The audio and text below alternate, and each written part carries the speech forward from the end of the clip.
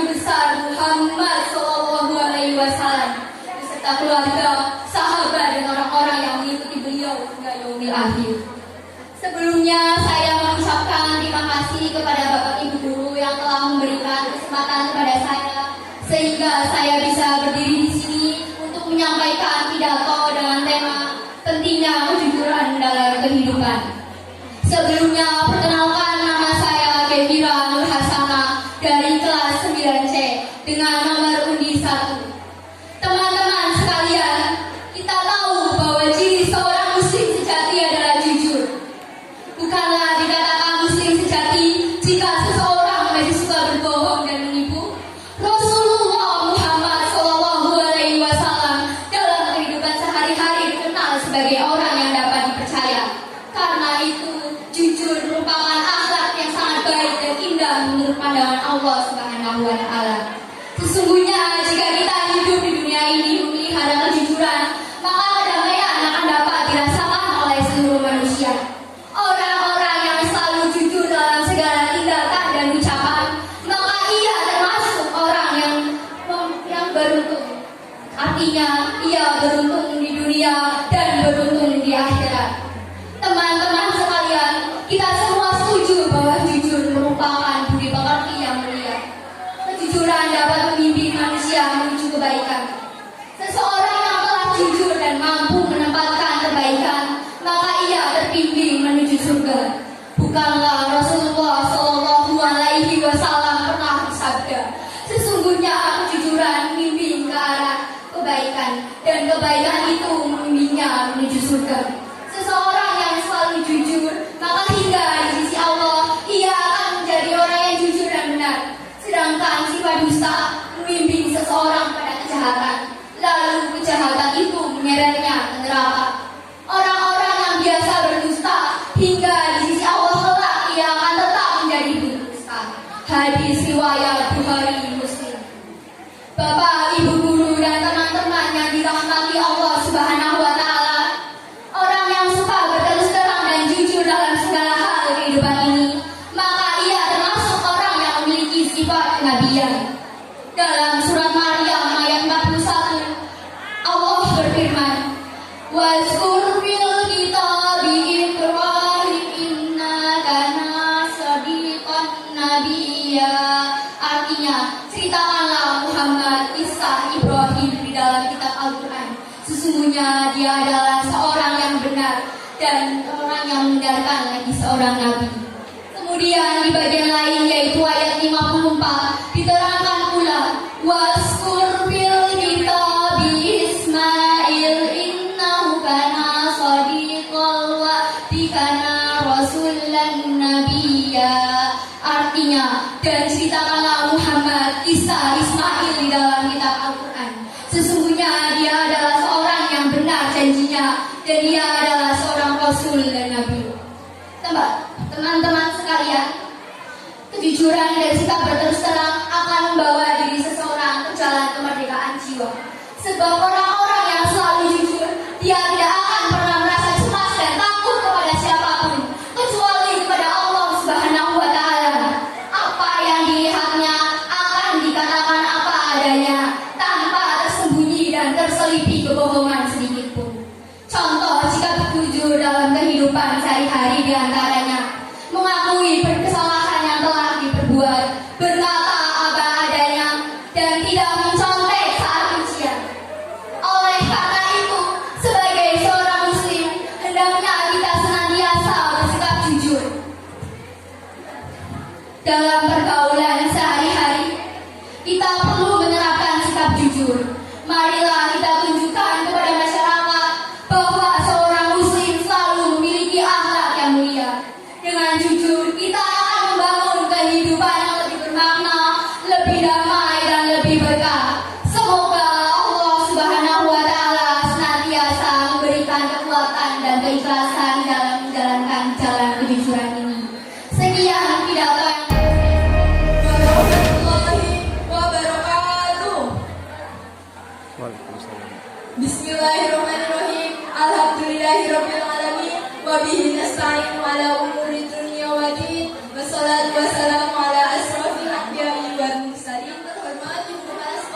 dewa juri, serta teman-teman seperjuangan yang saya banggakan. Puji dan syukur kita panjatkan atas Allah Subhanahu wa Ta'ala, pemilik jiwa manusia yang murni dan pemberi cinta yang hakiki. Salawat serta salam tak lupa kita selalu curah limpahkan kepada kekasih sejati Allah Subhanahu wa Ta'ala. Beliaulah Nabi Muhammad Sallallahu Alaihi Wasallam. Pada kesempatan kali ini, saya akan menyampaikan untayan hikmah yang berjudul Berakhlak kepada Orang Tua. Sebelum itu, perkenalkan saya Afifah bin Madani, perwakilan dari kelas 9. Hadirin rahimakumullah. Akhlak kepada orang tua artinya menghormati dan menyayangi mereka dengan segenap hati dan penuh kasih sayang. Allah telah berfirman di dalam Quran surat An-Nisa ayat 36 yang artinya, sembahlah Allah dan janganlah kalian mendustakannya dengan sesuatu apapun, dan berbuat baiklah kepada orang tua kalian. Dari ayat ini sudah tercantum jelas di dalam Al-Quran bahwa perintah dari Allah untuk kita agar berbakti kepada orang tua. Hadirin rahimahullah, keberadaan orang tua sangatlah berarti bagi kita. Mereka memberikan ketenangan, cinta dan kasih sayang, memberikan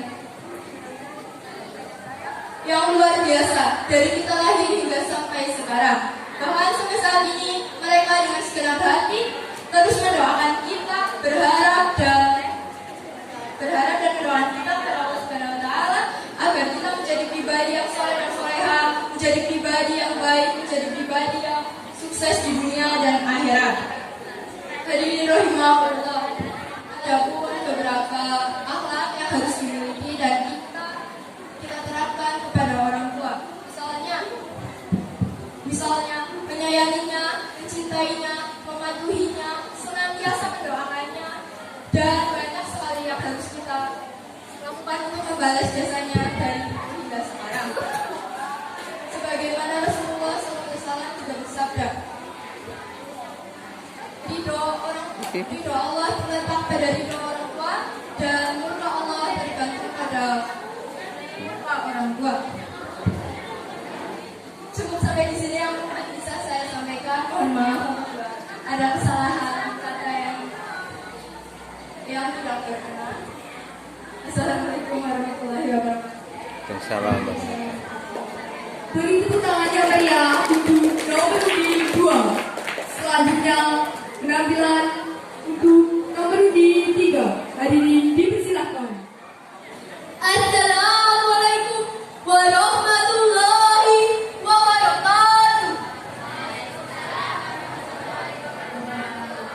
Bismillahirrahmanirrahim. Alhamdulillahirabbil alamin. Wassalatu wassalamu ala asrofil anbiya'i wal mursalin wa ala alihi washabbihi ajmain. Amma ba'du.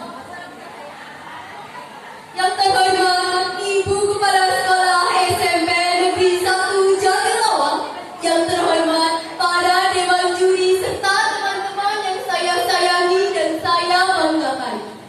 Pertama-tama, marilah kita panjatkan puja dan puji syukur kehadirat Allah Subhanahu wa Ta'ala yang telah melimpahkan rahmat-Nya sehingga kita bisa berkumpul di sini.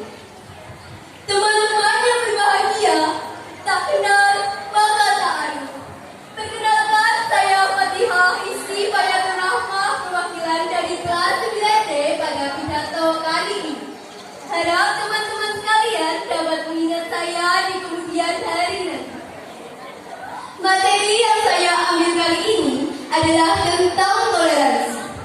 Seperti yang kita semua tahu, toleransi merupakan sifat saling menghargai dan menghormati antar kelompok masyarakat yang memiliki perbedaan. Imam Malik mengatakan, orang yang perbuatan dan pernyataannya mengarah pada kekufuran dari 99 arah, tetapi masih menyisakan keimanan walau dari satu arah, maka dihukumi sebagai orang beriman. Ini merupakan fitrah dan sunatullah yang sudah menjadi ketetapan Allah Subhanahu wa Ta'ala.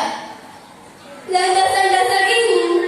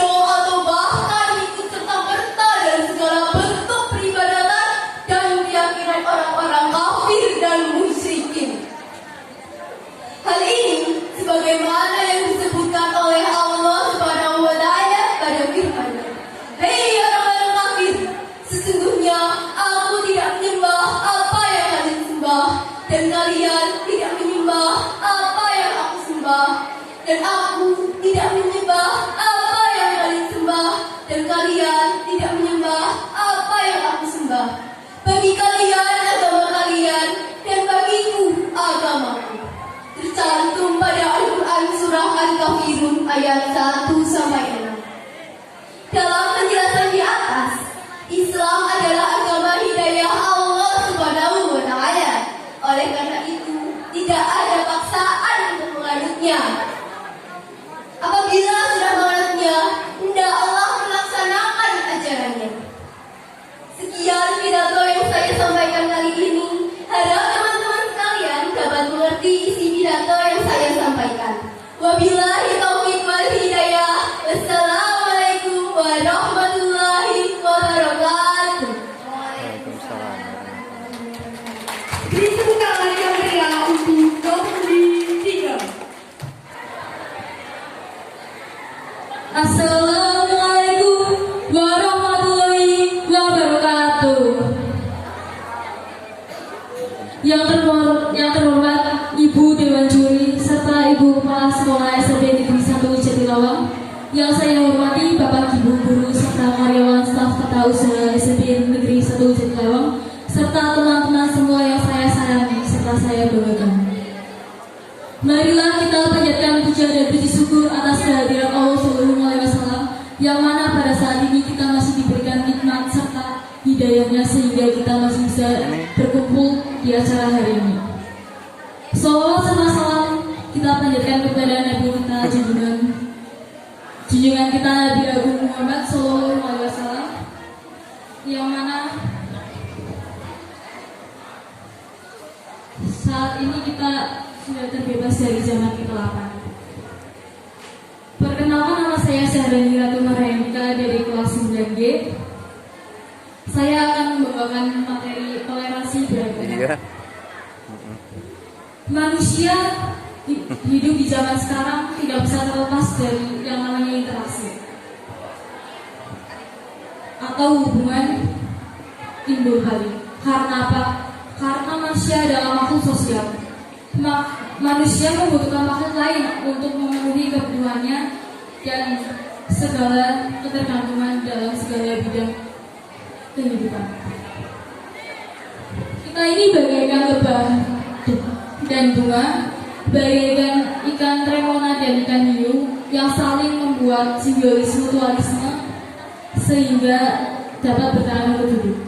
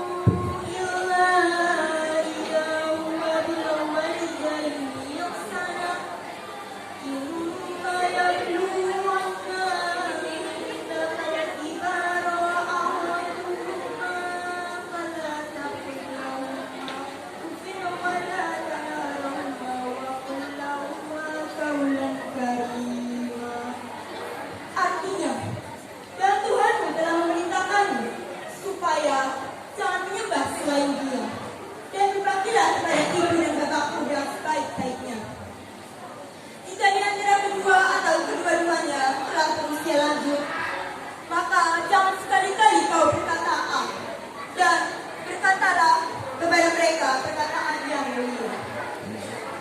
Maka teman-teman, marilah kita menghormati kedua orang tua kita, karena pahala yang berbakti kepada kedua orang tua kita sama halnya pahala yang berjihad di jalan Allah Subhanahu wa Ta'ala.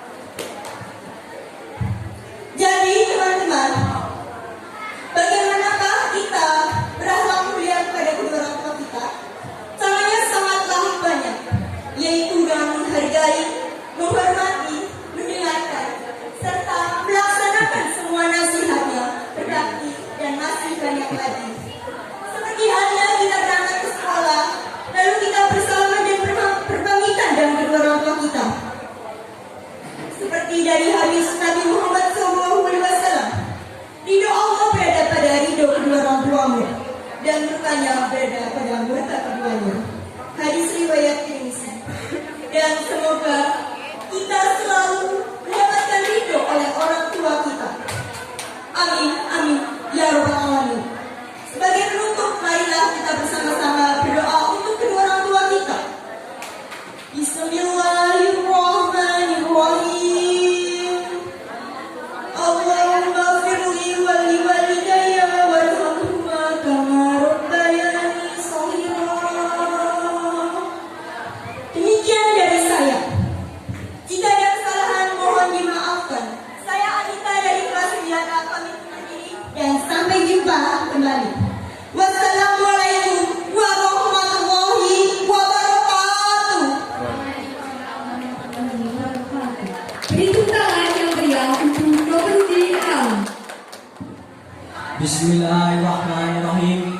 Assalamualaikum warahmatullahi wabarakatuh. Waalaikumsalam. Alhamdulillahillazi an'ama alaina bin nikmati imani wal islam. Asyhadu an la ilaha illallah wa asyhadu anna Muhammadan abduhu wa rasuluh. Amma ba'du. Waqala ta'ala fil Qur'anil Karim. A'udzu billahi minasyaitonir rajim. Bismillahirrahmanirrahim. Yang terhormat Ibu Kepala Sekolah SMP Negeri 1 Jatilawang, yang saya hormati Dewan Juri dari Remaja SMP Negeri 1 Jatilawang, serta teman-teman yang saya cintai dan saya banggakan. Yang pertama dan yang paling utama, marilah kita panjatkan puja dan puji syukur kehadirat Allah Subhanahu wa Ta'ala yang telah melimpahkan rahmat serta hidayahnya kepada kita semua, sehingga kita dapat berkumpul pada siang hari ini dengan keadaan sehat walafiat. Tak lupa pula salawat serta salam selalu tercurah pada junjungan kita Nabi Agung Muhammad Sallallahu Alaihi Wasallam beserta keluarga, sahabat, umat dan para pengikut jejaknya. Sahabat dari remaja yang dihormati, yang dimuliakan oleh Allah. Perkenalkan, nama saya Rehan Akli dari kelas 9F nomor urut 7. Pada kesempatan siang hari ini, saya akan membawakan materi pidato yang berjudul Syukur Nikmat. Sahabat dari remaja yang dimuliakan oleh Allah, yang dinamakan dengan syukur nikmat adalah Zabul Nikmatan bil Doa. Lalu kepada siapakah kita harus bersyukur? Tentunya kita semua sudah tahu kepada siapakah kita harus bersyukur. Yaitu yang pertama, kita harus bersyukur kepada Allah Subhanahu wa Ta'ala yang telah melimpahkan nikmat dan karunia-Nya kepada kita semua, terutama nikmat sehat, nikmat iman, dan nikmat Islam. Sahabat dari remaja yang dimuliakan oleh Allah, selain itu juga Allah Subhanahu wa Ta'ala memberikan kita nikmat akal untuk kita berpikir, nikmat mata untuk kita melihat, nikmat telinga untuk kita mendengar, nikmat mulut untuk kita berbicara dan makan, nikmat lidah untuk kita merasakan, dan nikmat hati untuk kita merasakan cinta dan kasih sayang. Yang kedua, kita juga harus bersyukur kepada Rasulullah Sallallahu Alaihi Wasallam karena beliau telah memberikan ajaran-ajaran dan membimbing kita ke jalan yang lurus, yaitu jalan yang diridhai oleh Allah Subhanahu wa Ta'ala. Yang ketiga, kita juga harus bersyukur karena kedua orang tua kita telah merawat kita dari kecil hingga kita besar sekarang ini.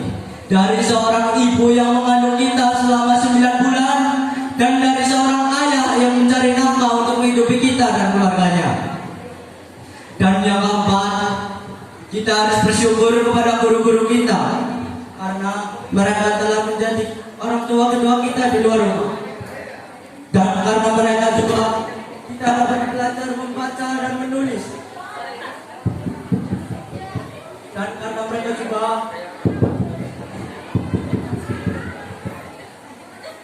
banyak sekali anak-anak bangsa yang menjadi kreatif dan inovatif dengan ilmu-ilmu yang bermanfaat yang diajarkan oleh guru-guru kita. Sahabat dari remaja yang dirahmati dan dimuliakan oleh Allah. Lalu mengapa kita harus bersyukur atas nikmat yang sudah diberikan? Allah Subhanahu wa taala berfirman pada surat Ibrahim yang artinya adalah sesungguhnya jika kita bersyukur atas nikmat yang diberikan oleh Allah Subhanahu wa taala, maka Allah Subhanahu wa taala akan memberikan nikmat kepada kita yang lebih banyak. Dan sebaliknya jika kita mengingkari nikmat yang diberikan oleh Allah Subhanahu wa taala, maka Allah Subhanahu wa taala akan menurunkan azab kepadanya. Nauzubillahi min dzalik. Sahabat dai yang dimuliakan oleh Allah, demikianlah pidato yang dapat saya sampaikan. Semoga dapat bermanfaat bagi kita semua. Terima kasih. Jika ada salah kata mohon dimaafkan. Akhirul kalam, billahi taufik wal hidayah. Wassalamualaikum warahmatullahi wabarakatuh. Assalamualaikum warahmatullahi wabarakatuh. Wassalatu wassalamu ala asrofil anbiya'i wal mursalin Sayyidina wa maulana Muhammadin wa ala alihi wa sahbihi ajmain. Amma ba'du. Pertama-tama, marilah kita panjatkan puja dan puji syukur atas kehadirat Allah Subhanahu wa taala karena telah melimpahkan rahmat dan hidayah-Nya sehingga kita semua dapat hadir dan berkumpul bersama-sama di tempat ini. Tidak lupa sholawat serta salam senantiasa kita junjukkan kepada Nabi besar Muhammad Sallallahu Alaihi Wasallam yang selalu kita nantikan syafaatnya hingga kelak di yaumul akhir. Yang saya hormati Ibu Dewan Juri, yang saya hormati panitia penyelenggara lomba serta hadirin yang berbahagia. Pada kesempatan kali ini, saya akan menyampaikan sebuah pidato dengan judul Pentingnya Moderasi Beragama. Hadirin yang terhormat, moderasi beragama merupakan suatu proses meyakini, memahami, dan mengamalkan ajaran agama secara adil dan seimbang yang akan mengubah cara pandang, sikap, dan perilaku yang selalu mengambil posisi jalan tengah di antara dua hal atau ekstremitas. Hadirin sekalian, Indonesia adalah negara yang kaya akan sumber daya alam, kaya akan keberagaman, mulai dari agama, bahasa, suku, bahkan adat istiadat. Meskipun demikian, keberagaman tersebut menjadikan kekuatan dan potensi utama bangsa Indonesia untuk menjaga persatuan dan kesatuan. Karena hal tersebut mengacu kepada Bhinneka Tunggal Ika, yang artinya berbeda-beda tetapi tetap satu tujuan. Namun sayang, masih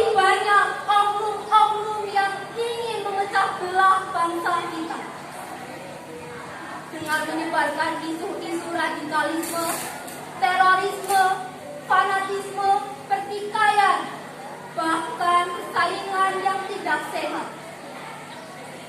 Dengan hal ini, pentingnya moderasi beragama sebagai kunci kesuksesan untuk menciptakan toleransi dan kerukunan, serta cara kita untuk menjaga bangsa Indonesia. Toleransi antar umat beragama telah diterangkan dalam Al-Quran surat Al-Kafirun ayat 6, yang artinya untukmu agamamu dan untukku agama. Ayat tersebut mengajarkan kita supaya tidak memaksa orang lain untuk menganut agama kita. Hadirin yang dirahmati oleh Allah Subhanahu wa Ta'ala, moderasi beragama memang sangat penting karena negara Indonesia merupakan negara Pancasila yang lahir tidak hanya melibatkan tokoh dengan kalangan satu agama saja, melainkan tokoh-tokoh agama lain. Masyarakat sangat lekat dan sangat religius dengan agama. Tidak ada kehidupan sehari-hari yang tidak menganut agama. Sebagai generasi muda, kita harus menjadi generasi yang kuat, tangguh dalam membela bangsa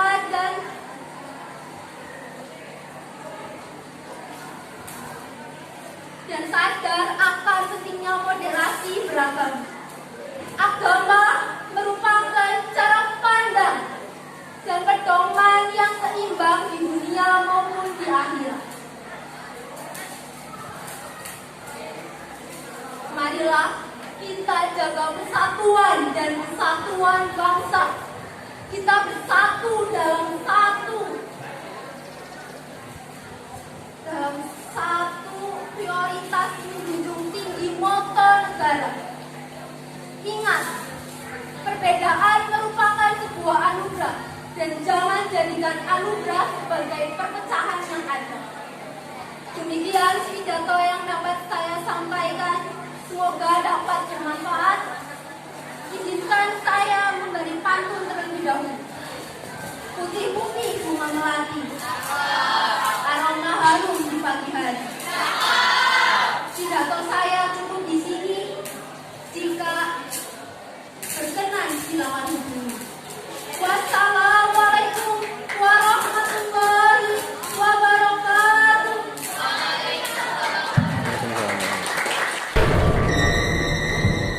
Assalamualaikum warahmatullahi wabarakatuh. Alhamdulillahirrahmanirrahim. Assalatu wassalamu ala asrofil anbiya'i wal mursalin wa habibina Muhammadin wa ala alihi wa sahbihi ajmain, amma ba'du. Yang terhormat segenap dewan juri, yang saya hormati Bapak Ibu guru yang hadir pada acara ini, serta teman-teman semua yang saya banggakan. Tiada kata yang pantas kita ucapkan, melainkan kita selalu bersyukur alhamdulillah kepada Allah Subhanahu wa Ta'ala, yang mana kita selalu diberi nikmat iman, Islam, serta kesehatan, sehingga kita semua dapat berkumpul dalam acara ini. Bacaan Allahumma sholli ala sayyidina Muhammad, marilah senantiasa kita sanjungkan kepada junjungan kita Nabi Muhammad SAW. Semoga kita semua termasuk umatnya yang mendapat syafaatnya pada hari akhir.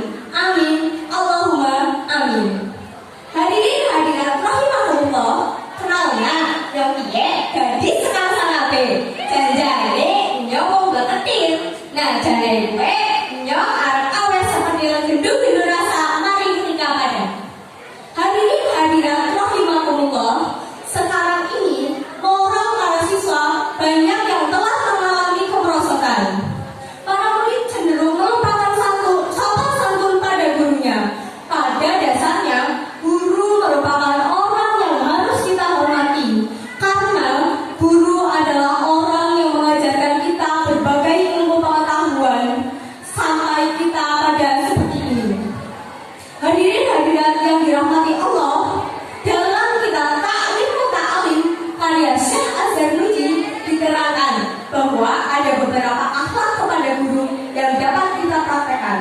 yaitu yang pertama, kita tidak boleh berjalan di depan gurunya. Yang kedua, kita tidak boleh duduk di tempat gurunya.